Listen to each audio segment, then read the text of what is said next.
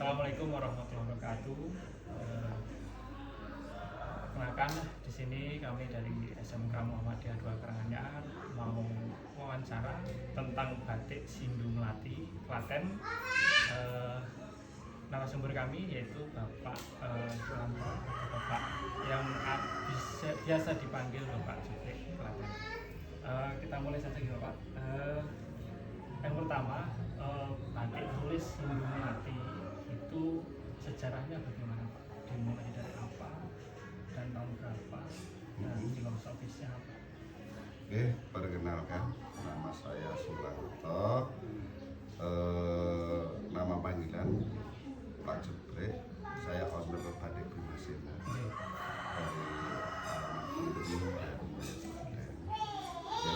dari untuk batik, sejarah batik Sindu Melati itu yang mendesain itu teman saya, itu namanya Ibu Evi.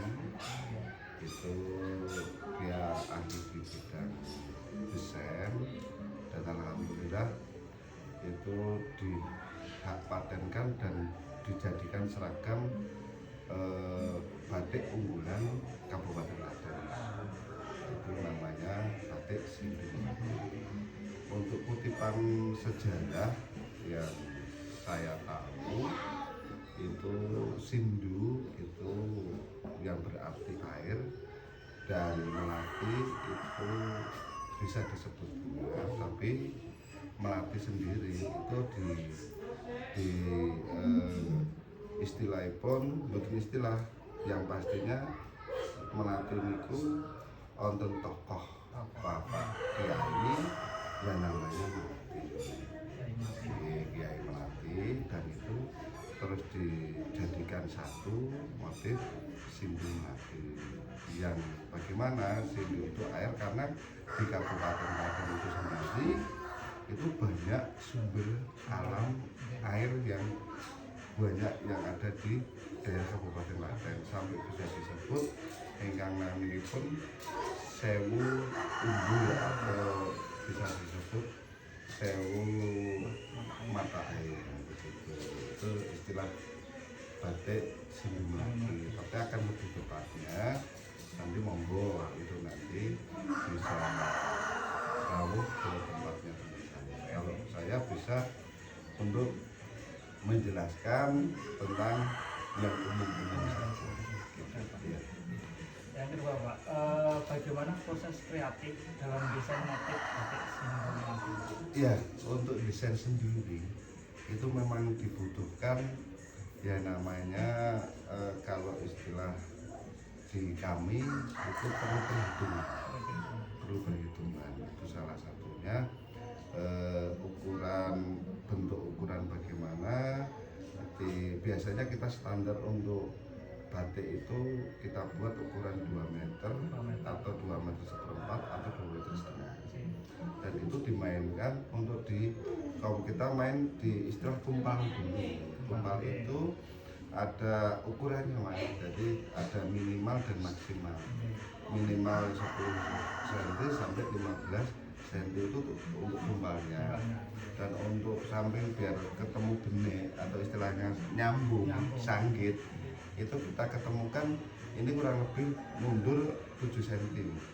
7 cm di sini ada istilah garis tepinya. Dikala tidak digunakan garis tepi ketemu motif. Ya.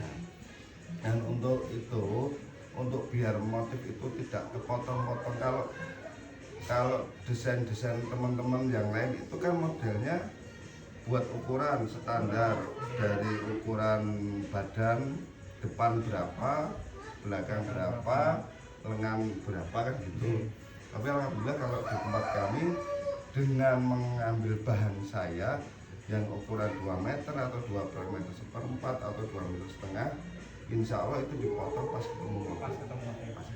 Gitu. Untuk yang ketiga Pak, apakah pola tertentu yang digunakan dalam batik Sindu Melati? Pola yang sering dibuat gunakan? Pola yang sering dibuat itu ada pusuk, karena itu melati ya, itu berarti ada bunga-bunga melati, ada daun untuk sebagai pemanis, ada pagarnya, dan ada air. Gitu. Untuk yang keempat Pak, dalam mendesain batik, apakah Anda mempertimbangkan konsep rotasi, perputaran atau refleksi pencerminan Pak, dalam susunan motif ini? Pasti ya, karena apa? Karena itu nanti bisa saya ulangi lagi, ketemu istilah biar istilah dibilang matching, dipakai estetik itu tadi. Karena desain itu kalau nggak matching, walaupun itu dipatenkan nggak laku, nggak disukai. Tapi kalau motif itu sudah dibikin yang bagus dan matching, dipakai ke kalangan menengah ke bawah, orang tua dan anak kecil, insya Allah itu bisa masuk ke pasar. Terus selanjutnya Pak, bagaimana konsep pengulangan diterapkan dalam motif batik ini? Di sini ada sistem mengcopy Mengcopy. atau kalau di sini batik tulis sendiri kita memainkan yang namanya pakai istilah pun karbon. Kita ada dua sistem. Yang pertama kita menggunakan secara manual, itu ada kaca, dikasih sinar, itu ada motif komplit, itu mengcopy. Tapi ada yang sistem lagi, kita mendesain kain itu kita lempit jadi biar sangit ya. Jadi kain kita lempit jadi dua, kita ambil tengah dikasih karbon, kita desain satu arah. Insya Allah nanti begitu dibuka ketemu yang namanya motif sangit. Gitu. Untuk yang selanjutnya Pak, apakah ada perhitungan matematis dalam menentukan ukuran dan proporsi motif? Ada, itu pasti ada, karena biar tadi yang saya bilang tadi, biar tidak banyak yang dipotong dan tidak banyak dibuang, sehingga bisa motif itu bisa tidak kepotong, itu kan menggunakan bentuk ukuran Mas. Bentuk ukuran. Nah, ukuran motif itu kalau biar dilihat itu matching dan bagus, paling enggak itu ada ukuran lebar 18 cm, naik 20 atau 22 cm. Itu ukuran untuk kotaknya. Ya. Pertanyaan selanjutnya Pak, bagaimana penggunaan geometri dalam desain batik Sindumati selain tadi bentuk bunga, kalir air, dan seperti bentuk segitiga, lingkaran atau persegi dalam motif? Itu ada. Itu kayak kemarin kita membuat, karena itu hak paten ya. Kalau hak paten memang di Sindu Melati sendiri, itu hanya sekedar sebagai pembentukan motif. Jadi kita bikin kotak, kita bentuk segitiga, itu sebagai pemapakan motif saja. Tapi bukan berarti kita ini membentuk motif yang berbentuk segitiga dan persegi panjang atau lingkaran itu. Dan kayak kemarin ada temen yang order pakai brand teman, CV atau istilahnya pun kantor mana, dan itu dikasih katakanlah contoh kecil Dinkes, dinas kesehatan atau rumah sakit Bagaswara. Di situ harus bisa memaparkan pola motif yang benar-benar baju itu bisa tulisannya bisa dipajang di depan atau di bawah itu. Dan perlu yang namanya pemikiran yang pakai ukuran matematika juga. Untuk yang kedua Pak, apakah ada peran bilangan Fibonacci atau pengulangan dalam estetika desain batik ini? Yang dimaksudnya lebih jelasnya? Lebih jelasnya pengulangan seperti gambarnya sama terus diulang. Oh iya, itu yang disebut kita karbon tadi. Ya, disebut karbon itu. Jadi karbon itu Mas, kita motif itu bisa kita buat 4-5 motif dikala tangannya kuat. Kita tumpuk-tumpuk, kita berulang-ulang itu bisa. Nah itu dengan cara bagaimana? Pertama kali kita menggunakan kertas minyak dulu yang bening itu. Kita desain, kalau desain itu sudah pas, kita terapkan di bahan bakunya kain putih, sehingga kain putih ini mau dimotif berulang-ulang sampai 1000 piece pun itu bisa. Dikarenakan apa? Dikarenakan kalau bahan bakunya itu pakai kain itu nggak rusak. Tanya saja Pak, dalam pewarnaan atau pencelupan kain, apakah ada perhitungan dalam menentukan komposisi dan proporsi warna? Oh pasti ada, pasti ada. Apalagi tentang sudah menentukan warna atau rumusnya pasti ada. Karena apa? Di situ kita punya rumus 1/1 1/1 itu istilah rumus itu. Karena obat itu kan ada banyak campuran. Katakanlah mau menentukan warna hitam, itu ada, kita butuhkan warna biru, warna hitam, dan warna oranye. Nah dalam istilah komposisi ini yang biru harus 1 on. 1 itu istilahnya 1 on bisa 1 kilo, bisa 1 liter, bisa 1 sendok. Itu istilah rumusnya 1/1/4.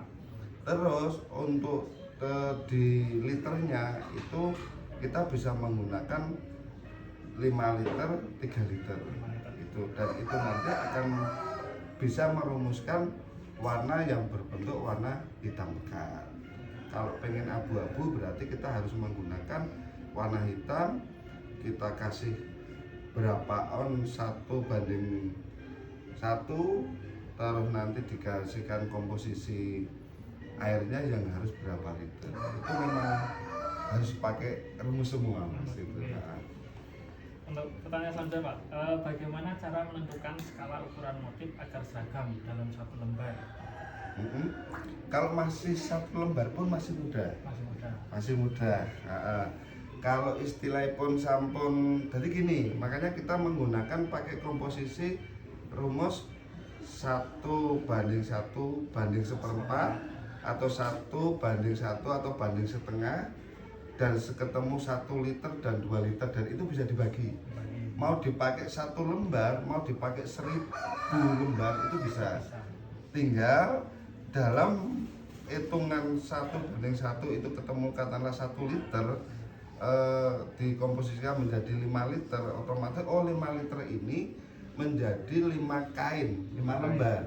Oh kok saya mau menggunakan hanya 1 lembar, berarti komposisinya ini saya kurangi dari obatnya beserta airnya, menjadilah 1 lembar cukup. Nah kalau pengennya itu 50 lembar, karena yang satu komposisi, satu rumus ini menjadi 5 lembar, tinggal saya kalikan. Nah, kalikan 10 atau 50 kita bagi 5. Itu menjadi rumus yang insya Allah pewarnaan yang tepat sampai 1000 piece pun bisa sama. Walaupun hanya istilahnya pun, kalau istilah warna kan walaupun tidak sama mirip. Jadi istilahnya ada grade A dan B gitu. Selanjutnya Pak, apakah ada teknik perhitungan dalam menentukan jumlah bahan yang digunakan agar efisien? Sama tadi. Iya sama. Lanjut saja Pak. Apakah ada upaya untuk mengenalkan konsep etnomatematik dalam pelatihan atau pendidikan batik bagi generasi muda? Etnomatematik itu pembelajaran matematika yang disesuaikan dengan budaya. Jadi apakah ada upaya untuk mengenalkan konsep matematika dalam budaya dalam pelatihan atau pendidikan batik bagi generasi muda di sini? Sebenarnya itu kalau di gadok-gadok insya Allah ada dan bisa. Karena saya itu bisa dibilang apa ya, berarti ilmu otodidak. Kalau seperti nanti dikembangkan dengan matematika, tadi saja saya ceritakan di situ sudah ada yang namanya pengurangan, pembagian, perkalian, kan gitu, kan itu. Nah di situ, dikala mau regenerasi penerus itu biar gadok dengan itu, insya Allah bisa, sangat bisa. Karena apa? Karena semua itu pakai hitungan matematika, pakai hitungan semua. Tadi dikata karena bukan matematika, tapi kita ini pakai hitungan semua, pakai hitungan. Kalau istilahnya pun katakanlah kita mau ukuran kayak masih itu kalau nggak salah ukurannya M, ya kan? Ya, nah masih itu ukuran M. Nah kalau ukuran M ini standar batik itu 2 meter sudah cukup. sudah cukup. Nah, kalau ukurannya XL berarti 2 meter seperempat. Kalau ukurannya triple XL harus menggunakan 2 meter setengah. Biar kok bedene tenanan, kita menggunakan 3 meter. Nah itu kan konsep yang ngirit, ning yo dadine apik, dan itu perlu pakai perhitungan. Dikala nanti perhitungan meleset, mau nyambut gawe Mas, rugi. Rugine total kan. Sampai istilahnya pun ada tembung deadline. Deadline itu kan waktu. Dan kita harus menghitungkan tembung kapasitas. Kita punya anak buah berapa tuh ini? Orderan saya 1000 piece. Anak buah saya hanya 10.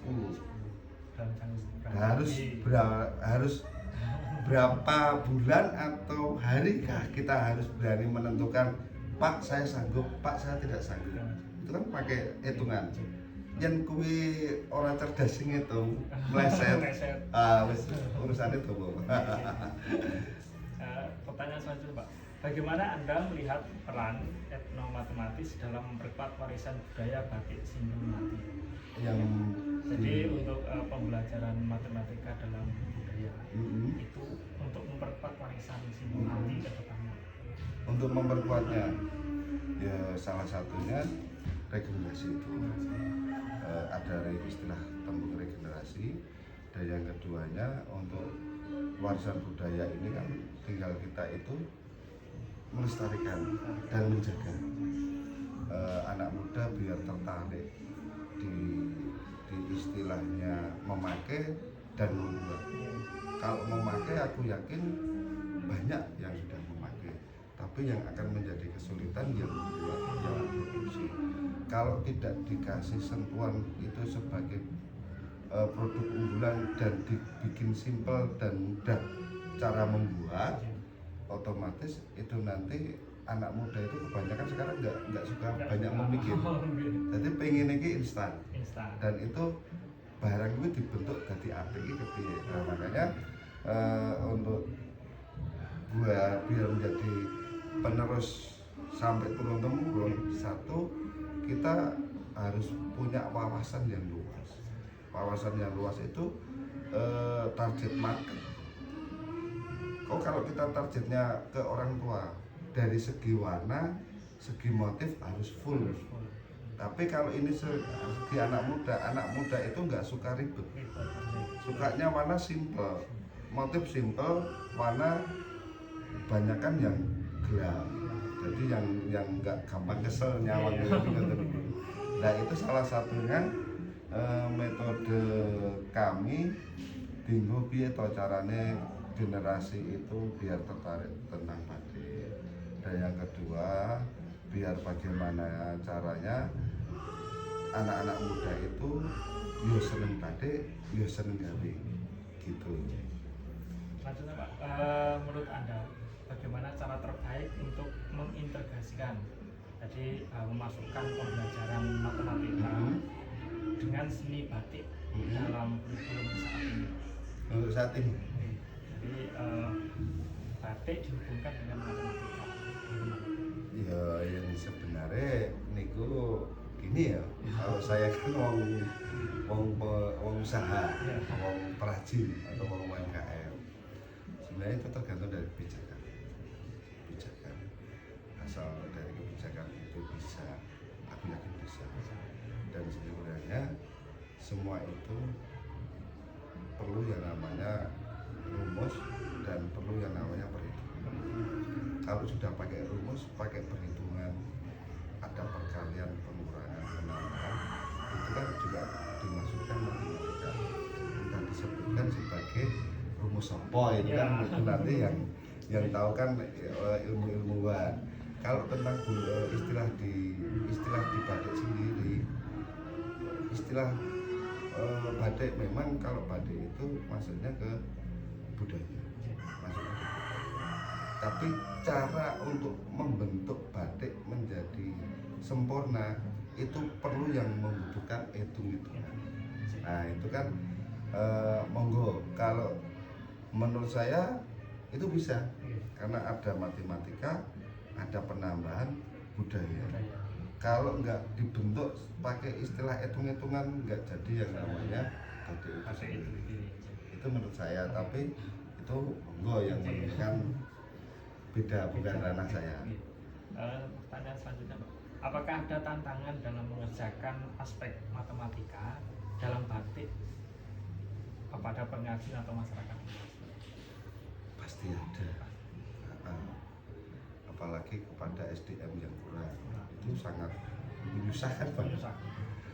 Mengkon kula kon garis lurus saja, ke tepi 5 cm atas, bawah 5 cm pas ya, oke, itu aja bisa meleset.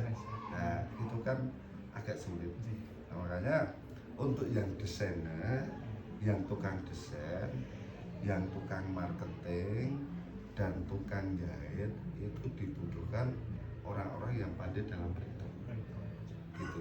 Kalau istilah nyanting itu nanti asal kulino nyanting iso.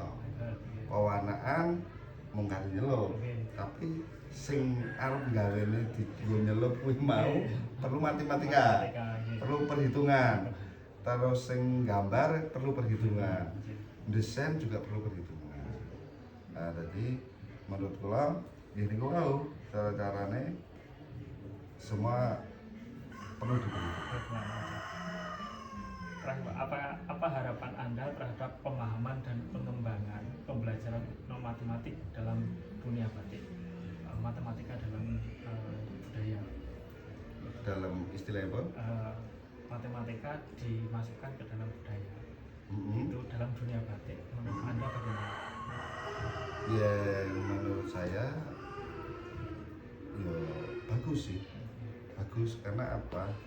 Karena itu nanti kedepannya bisa menentukan produk itu bisa menjadi produk itu, karena banyak perhitungan. Tapi itu nanti memang rumus-rumus yang diperlukan itu kan harus sinkron dulu, harus bisa mensinkronkan batik itu seperti apa, pasnya seperti apa, ukurannya berapa, ketemu berapa lah, itu pas dinamakan sebagai rumus apa kan dia belum tahu. Atau kayak zaman kulonian poro gape atau pokoan itu kan, jadi kan dari ngerti itu namanya rumus apa. Jadi itu kalau saya setuju saja karena itu memang sangat dibutuhkan untuk pembelajaran ini. Terakhir Pak, tambah satu. Untuk batik tulis di tempat panjenengan ini ada berapa motif? Di sini ada 2 motif, yang satu klasik, yang satu lagi kontemporer atau modern. Nah itu istilah tentunya. Kalau dengan tanya tentang motifnya berapa, klasik itu insya Allah banyak sekali. Dan kontemporer atau modern itu kita simpulkan menjadi 2. Itu kita mengambil lingkungan atau alam.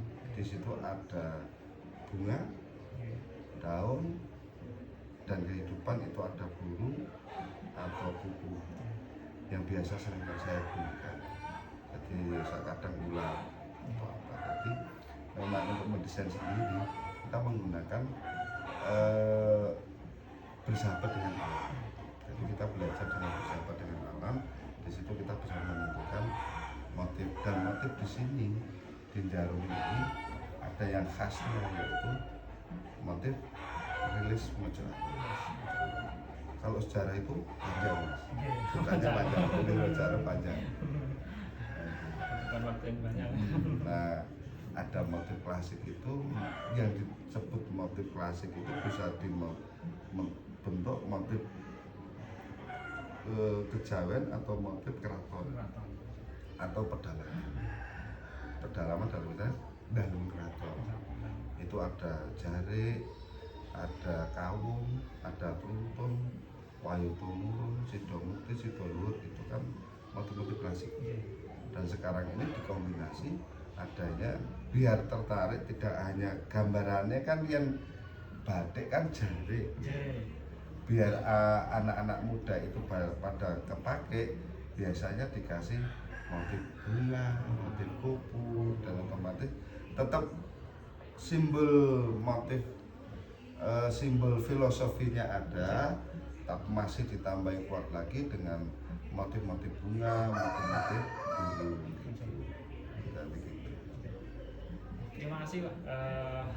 Sudah selesai untuk wawancaranya. Terima kasih atas waktunya. Semoga semakin berkah, semakin jaya, semakin maju untuk batik Sindungati Klaten dan Dimas ini.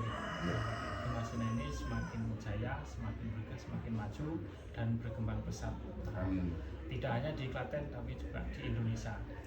Amin, amin. Ya, makasih sangat. Makasih Pak, cukup itu. Masa wawancaranya. Sami-sami.